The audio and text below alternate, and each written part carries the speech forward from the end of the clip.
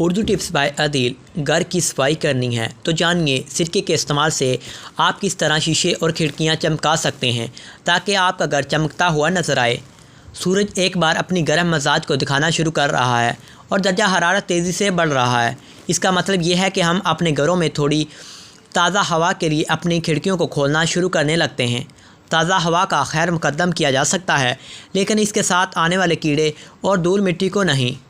इसलिए आज हम आपके लिए लाए हैं ऐसी टिप जिससे आप ईद की सफाई हो जाएगी आसान, और भी अगर आप घर में किसी भी त्यौहार पर सफाई करना चाहती हैं तो वो भी हो जाएंगी आसान। तो चलिए फिर जान लें कि आखिर किस तरह आप खिड़कियों को चमका भी सकते हैं और कीड़े मकोड़ों को भी दूर भगा सकते हैं।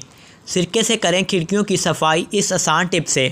क्या आप जानते हैं कि सिरका आपके घर को भी चमका सकता है और इससे कीड़े भी दूर भागते हैं। आप सिरके को कई तरह के मुख्तलिफ मकासद के लिए इस्तेमाल कर सकते हैं। मिसाल के तौर पर अपनी लॉन्ड्री में सिरका शामिल करने से भी कई तरह हासिल कर सकते हैं।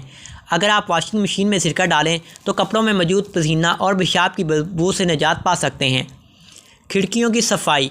एक स्प्रे की बोतल में 150 मिलीलीटर पानी और 150 मिलीलीटर सिरका एक साथ मिलाएं और इसको अच्छी तरह हिलाएं ताकि ये ठीक तरह से मिक्स हो जाए।